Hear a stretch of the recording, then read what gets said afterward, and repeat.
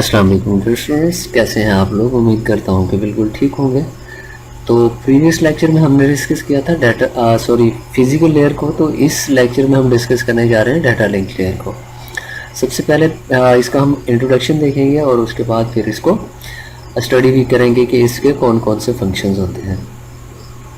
As you know कि जब भी किसी चीज़ को समझना हो तो उससे पहले उसको स्टडी करना चाहिए। तो पहले हम इसको स्टडी करते हैं, फिर इंशाल्लाह उसको समझने की कोशिश करेंगे।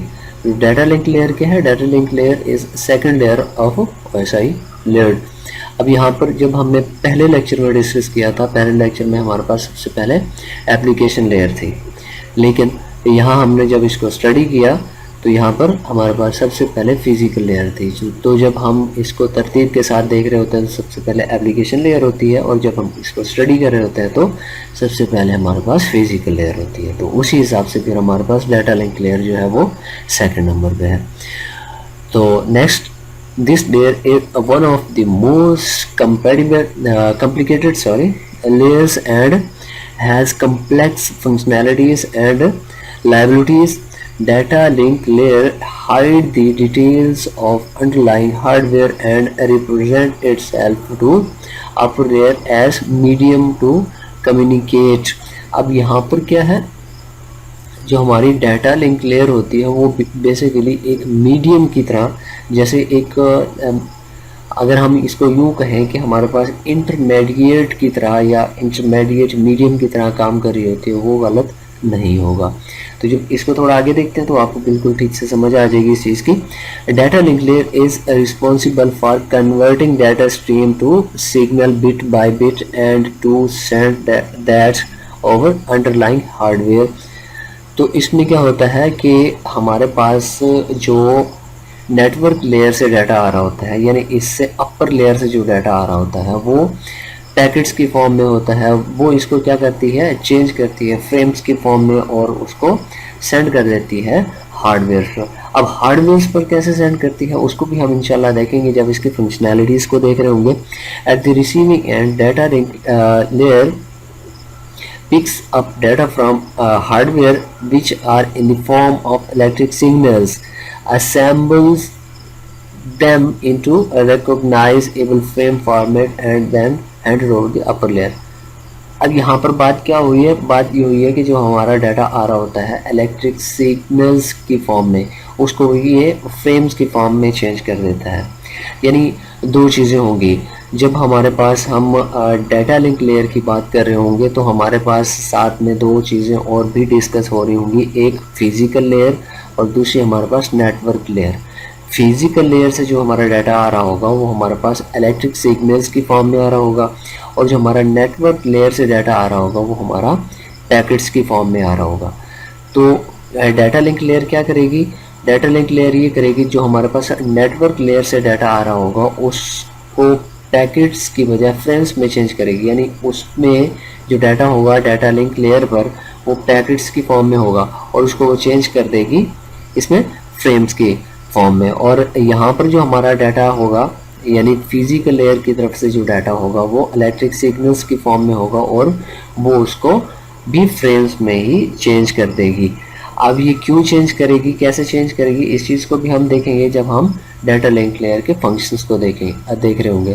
तो चलते हैं हम इसके फंक्शंस की तरफ और देखते हैं कि इसके कौन कौन से फंक्शंस होते हैं और क्या क्या फंक्शन ये परफॉर्म करती है। तो सबसे पहले जो हमारे पास फंक्शन है वो है फ्रेमिंग। अभी हम डिस्कस कर रहे थे कि जो डाटा होता है डाटा लिंक लेयर उसको फ्रेम्स में चेंज करती है।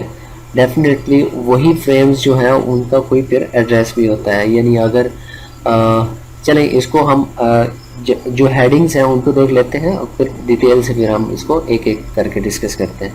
Framing, addressing, synchronisation, error control, flow control और मल्टीपल एक्सेस। तो ये हमारी फंक्शनैलिटीज़ हैं जो डाटा लिंक लेयर प्रोवाइड करती है। उसके बाद जो हम सबसे पहले हमारा है फ्रेमिंग, उसको देख लेते हैं फ्रेमिंग क्या होता है और ये कौन कौन से फंक्शंस परफॉर्म करता है। तो फ्रेमिंग क्या है, data link layer takes place from network layer and encapsulate them into, क्या करती है, अब जो बात वही पहले की हमने कि पैकेट्स को नेटवर्क लेयर से लेती है, ठीक है, और उसको क्या करती है, चेंज करती है फ्रेम्स में।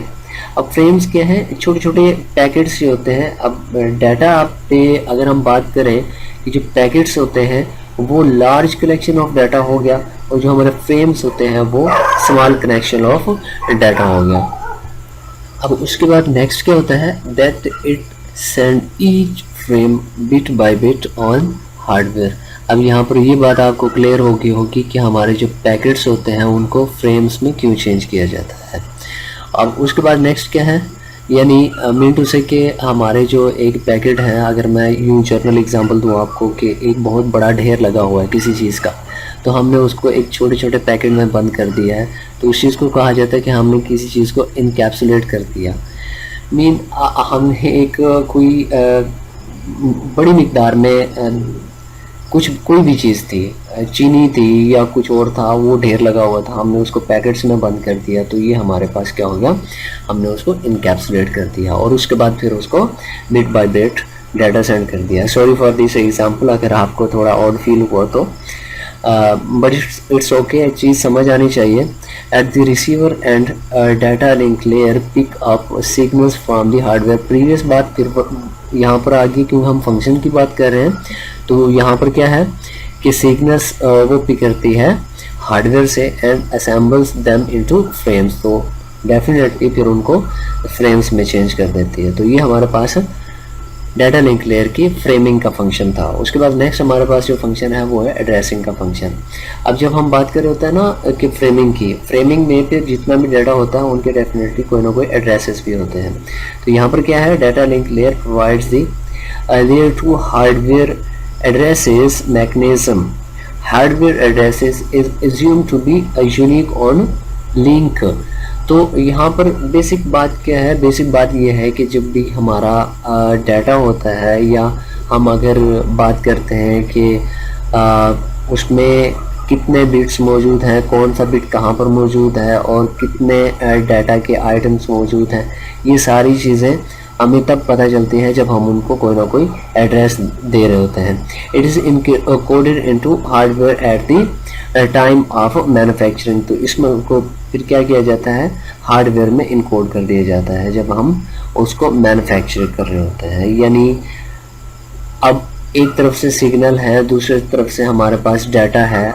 अब डाटा सिग्नल्स की फॉर्म में जाएगा या हमारा जो डाटा है वो फ्रेम्स की फॉर्म में जाएगा। दोनों सिचुएशन में जब तक हमारे पास एड्रेस मौजूद नहीं होगा तब तक हम उसको डाटा सेंड नहीं कर सकते। तो डाटा लिंक लेयर ये फैसिलिटी प्रोवाइड करती है कि हम हमारे पास जितना भी डाटा होता है हम उसको स्पेसिफिक एड्रेस दे देते हैं। उसके बाद नेक्स्ट हम डिस्कस करते हैं सिंक्रोनाइजेशन क्या होती है। सिंक्रोनाइजेशन बिल्कुल ईजी है। इसका ये मतलब होता है कि हमारी जो चीज़ है वो परफेक्ट होनी चाहिए। अब परफेक्शन से क्या मतलब है, इसको देखते हैं। When data frame are sent on link, both machines must be synchronized in order to transfer to take place। अच्छा, इसमें क्या है, एक यूँ हो सकता है कि कभी कभी हम डाटा सेंड करें लेकिन सामने वाली डिवाइस जो है वो बिजी हो, या फिर यूँ भी हो सकता है कि हम यहाँ से डाटा एक डिवाइस से सेंड करें, दूसरी डिवाइस जो है वो अहल ही ना हो या उसमें कोई प्रॉब्लम हो। तो इससे हम बचने के लिए ये कहते हैं कि हमारा जो डाटा है वो सिंक्रोनाइज फॉर्म में जाए और दोनों तरफ से जो मशीनें हैं या जो डिवाइसेस हैं और वो सिंक्रोनाइज होनी चाहिए। तो इस चीज़ को सिंक्रोनाइज करने के लिए डाटा लिंक लेयर काम परफॉर्म करती है कि उसको सिंक्रोनाइज रखती है। नेक्स्ट हमारे पास जो है उसको कहते हैं एरर कंट्रोल। अब एरर कंट्रोल क्या है, सीधी सी बात है कि एरर कंट्रोल ये है कि कोई काम हो रहा था और उसमें कोई गलती आ गई। तो ये एक सिंपल सी एग्जांपल है। अगर आप रट्टे की तरफ नहीं जाना चाहते तो सिंपल एग्जांपल इसकी यही है कि किसी भी चीज़ में कोई मिस्टेक है तो वो एरर है। अब उसको कंट्रोल कैसे करना है, समटाइम्स सिग्नल्स में have encounter problem in transition and the bit are flipped. तो क्या होता है कि जब हम डाटा को सेंड कर रहे होते हैं तो जो सिग्नल्स होते हैं वो ग्लैवर्ड हो जाते हैं, मिक्सअप हो जाते हैं किसी वजह से। जब हम डाटा के ऊपर कोई चीज़ शोर हो सकता है या कोई और रीज़न हो सकती है या कोई शॉर्ट सर्किट हो सकता है, इस वजह से डाटा के ऊपर इम्पैक्ट पड़ता है। तो इस इम्पैक्ट की वजह से डाटा जो है हमारा वो लॉस्ट हो सकता है, लॉस्ट होने के चांसेस होते हैं। तो इस चीज़ को कंट्रोल करने के लिए, ये एरर डिटेक्ट करने के लिए क्या किया जाता है, these error are detected and attempt to recover actual data bits. तो क्या हो गया, मिनटू से कि हमारा डाटा जो है गलैबर्ड हो गया, कुछ और बिट्स उसमें शामिल हो गई, अब हमें एक्चुअल डाटा का नहीं पता कि एक्चुअल डाटा हमारा क्या था। तो डाटा लिंक लेयर क्या करेगी, ये फैसिलिटी प्रोवाइड करेगी डाटा को डिटेक्ट करने की, एरर को डिटेक्ट करने की और उसको रिकवर करने की, ताकि हमारा एक्चुअल डाटा था वो रिकवर हो सके। It also provides the error reporting mechanism to sender. अब नेक्स्ट चीज़ क्या है कि जब हमारा डाटा सेंड हो गया, अब हमें कैसे पता चलेगा कि हमारा डाटा जो है वो पहुंचा है या नहीं पहुंचा। तो इस चीज़ के लिए हमारे पास कोई एक डिलीवरी रिपोर्ट भी होनी चाहिए, ताकि हम उसको सही से कर सकें। या यूँ भी हो सकता है कि हमने जो डाटा सेंड किया था वो रोल बैक हो जाए। किसी तरह का जब तक हमारे पास इंफॉर्मेशन नहीं आएगी तब तक हम उसको डाटा को एक्यूरेटली सेंड नहीं कर सकते हैं और हम अपना डाटा शेयर नहीं कर सकते। तो इसलिए नोटिफिकेशन का आना बहुत ज़रूरी है।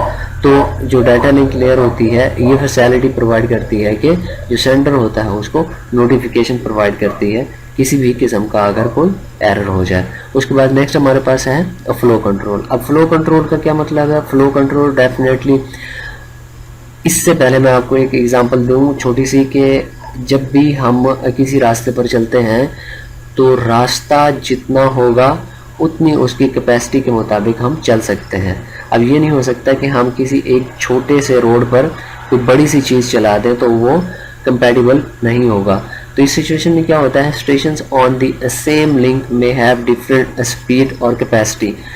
लाजमी बात है कि जब हमारे पास एक सर्वर होता है, दूसरा क्लाइंट होता है, सर्वर की स्पीड बहुत ज़्यादा होती है, क्लाइंट की स्पीड कम होती है। तो इस सिचुएशन में क्या हो सकता है कि सर्वर डाटा ज़्यादा सेंड करे और क्लाइंट की कैपेसिटी उसको वसूल करने की ना हो। तो इस सिचुएशन में क्या होगा, data link layer ensures flow control that enables both machines to exchange data on same speed.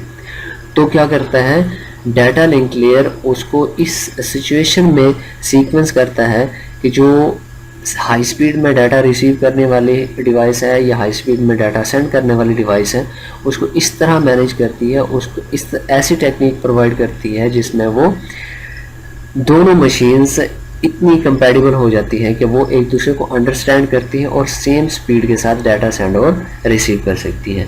और उसके बाद लास्ट जो है हमारे पास वो है हमारा मल्टीपल एक्सेस। अब मल्टीपल एक्सेस में क्या होता है कि when host on shared link tries to transfer the data.